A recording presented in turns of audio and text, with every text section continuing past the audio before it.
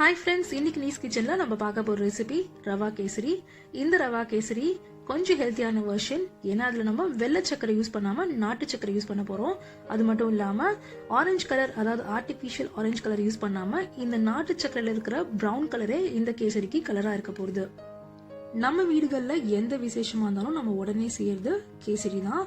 இந்த ரெசிபி ஈஸியா இருந்தாலும் நிறைய பேருக்கு இது சரியா வருது இல்ல.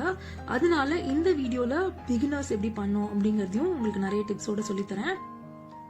நான் சொல்ற மெஷர்மெண்ட்ல நீங்க அப்படியே ஃபாலோ பண்ணீங்கன்னா உங்களுக்கு பர்ஃபெக்டான கேசரி ரெடி ஆயிடும். இப்ப வாங்க வீடியோக்கு போலாம். இந்த வீடியோல நான் 1/3 கப் ரவா வச்சுதான் எல்லா மெஷர்மெண்ட்ஸும் சொல்லித்தர போறேன். இந்த 1/3 கப் ரவாக்கு உங்களுக்கு 1 கப் கேசரி ஃபைனலா கிடைக்கும். ஸோ உங்களுக்கு எவ்வளோ கேசரி வேணுமோ அதுக்கேற்ற மாதிரி நீங்கள் மற்ற ப்ரொபோர்ஷன்ஸை மாற்றிக்கோங்க. இப்போ கேசரி செய்யறதுக்கு முதல்ல ஒரு ஹெவி பாட்டம் வெசல் எடுத்துக்கோங்க. கேஸை கம்ப்ளீட்டாக லோ ஃப்ளேமில் வச்சுக்கோங்க. இதில் 2 டீஸ்பூன் உருக்கின நெய்யை சேர்த்துக்கோங்க. நெய் உருக்கி சேர்த்தீங்கன்னா தான் மெஷர்மெண்ட் வந்து உங்களுக்கு கரெக்டாக வரும். நெய் சூடானதும் 8 முந்திரியை இந்த மாதிரி 2ஆ உடைச்சு அதில் சேர்த்துடலாம். முந்திரி செவந்து வர ஆரம்பிச்சதும் அதுல ஒரு 20 திராட்சைய சேர்த்துடலாம்.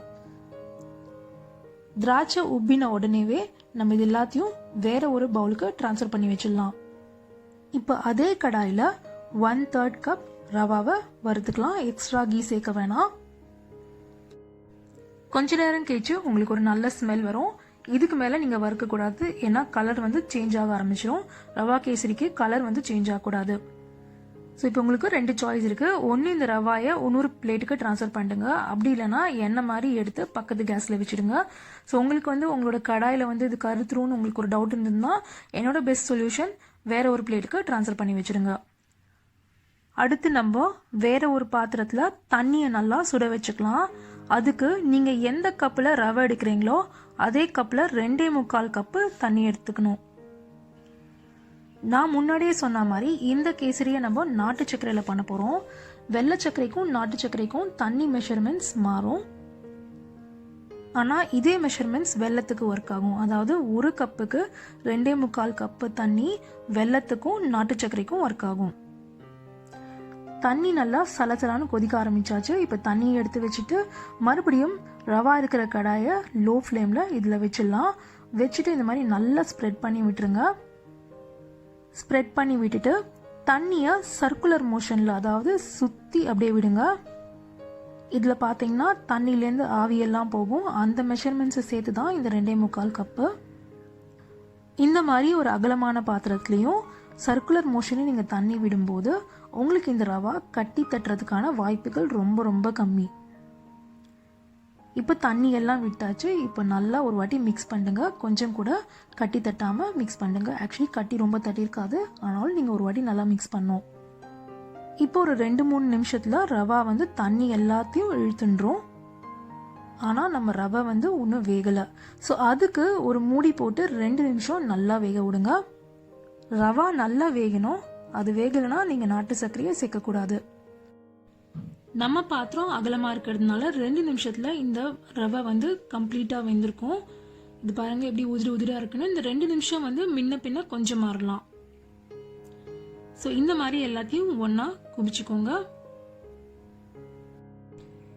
இந்த ரவா கேசரிக்கு நான் எப்போதும் 1 கப்பு ரவைக்கு 2 கப்பு வெல்லம் இல்லாட்டி நாட்டு சக்கரை இந்த ப்ரப்போர்ஷனில் தான் நான் யூஸ் பண்ணுவேன். எங்களுக்கு ரொம்ப ஸ்வீட் பிடிக்காது.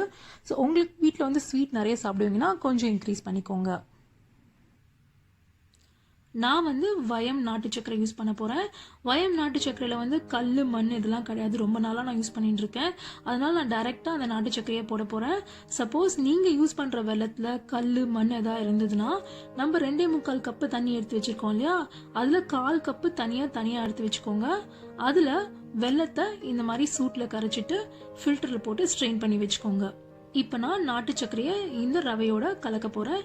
நீங்கள் வந்து வெள்ளத்தை தண்ணியில் கரைச்சி வச்சுருந்தீங்கன்னா இதே ஸ்டேஜில் தான் நீங்களும் ஆட் பண்ணணும். ஸோ நாட்டு சர்க்கரையை நான் அதில் சேர்த்தாச்சு. நல்லா மிக்ஸ் பண்ணுங்க. நீங்கள் வெள்ளை தண்ணி யூஸ் பண்ணாலும் நல்லா மிக்ஸ் பண்ணணும். இதுக்கு நீங்கள் 3 நிமிஷம் நல்லா கலரணும். கொஞ்சம் கூட லம்ஸ் இல்லாமல், அதாவது கட்டி தட்டாமல் நல்லா கலரி விட்டுட்டே இருங்க. இந்த மாதிரி நல்லா மிக்ஸ் பண்ணிகிட்டே இருங்க.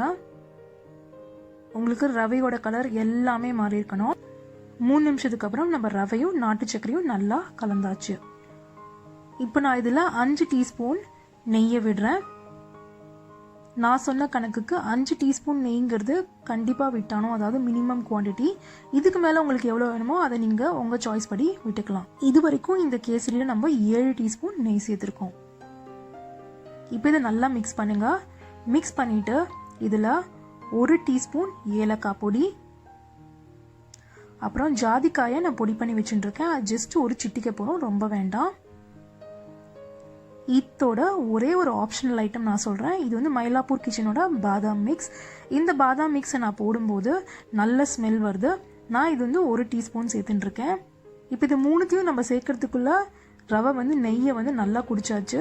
இது எல்லாத்தையும் ஒரு வாட்டி மிக்ஸ் பண்ணலாம். இந்த ஸ்டேஜில் பார்த்தீங்கன்னா நம்ம போட்ட நாட்டு சக்கரை இல்லாட்டி வெல்லம் ரெண்டுமே வந்து வெந்திருக்காது, நல்லா மிக்ஸ் ஆகிருக்குமே தவிர நல்லா வெந்திருக்காது. ஸோ அதை வேக வைக்கிறதுக்கு இந்த மாதிரி எல்லாத்தையும் நல்லா குமிச்சிக்கோங்க. குமிச்சிட்டு ஒரு மூடியை போட்டு 2.5 நிமிஷத்துக்கு முதல்ல மூடி வைங்க. கரெக்டாக 2.5 நிமிஷத்துக்கு அப்புறம் பார்த்தீங்கன்னா இதெல்லாம் நல்லா கெட்டியாக இருக்கும். இப்போ இதில் 300 டீஸ்பூன் நெய் விடுங்க. இப்போ இதோட சேர்த்து நமக்கு 8 டீஸ்பூன் நெய் ஆயிருக்கு. அதையும் ஒரு வாட்டி நல்லா மிக்ஸ் பண்ணிவிட்டு மறுபடியும் 1 நிமிஷத்துக்கு மூடி வைங்க. இதுக்கப்புறம் திறந்து பார்த்தீங்கன்னா உங்களுக்கு வெல்லத்தோட, அதாவது நாட்டு சக்கரை வெல்லம் இது ரெண்டுமே ஒன்று தான். இந்த ரவா கேசரியை பொறுத்த மட்டும் அதோட பச்சை வாசனை கம்ப்ளீட்டாக போயிருக்கும். பார்த்தீங்கன்னா கொஞ்சம் கூட ஒட்டல பாருங்க. இப்போ இதோட ஏற்கனவே நம்ம வறுத்து வச்சிருந்த முந்திரி திராட்சையை சேர்த்துடலாம். ஒரு வாட்டி மிக்ஸ் பண்ணிட்டு கேஸ் ஆஃப் பண்ணுங்க. இப்போ நான் அதில் 2 டீஸ்பூன் நெய் சேர்த்துக்கிறேன். இது வந்து பியூர் அண்ட் பியூர் ஆப்ஷனல் தான். இந்த நெய் சேர்க்காட்டி கூட பரவாயில்ல, பட் இந்த 2 டீஸ்பூன் நெய் சேர்க்கறதுனால உங்களுக்கு வந்து நல்ல ஒரு டேஸ்ட் வரும். இப்போ மொத்தமாக இந்த கேசரிக்கு நம்ம 10 டீஸ்பூன் நெய் சேர்த்துருக்கோம்.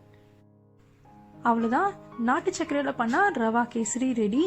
இந்த கேசரியில் நம்ம வெள்ளை சர்க்கரை யூஸ் பண்ணல, அது மட்டும் இல்லாமல் ஆர்டிஃபிஷியல் ஆரஞ்சு கலர் யூஸ் பண்ணாதனால இந்த கேசரி கம்பேரிட்டிவ்லி ஹெல்த்தி. செஞ்சு பார்த்துட்டு கமெண்ட் செக்ஷனில் சொல்லுங்கள். உங்களை சீக்கிரம் இன்னொரு வீடியோவில் சந்திக்கிறேன். See you soon.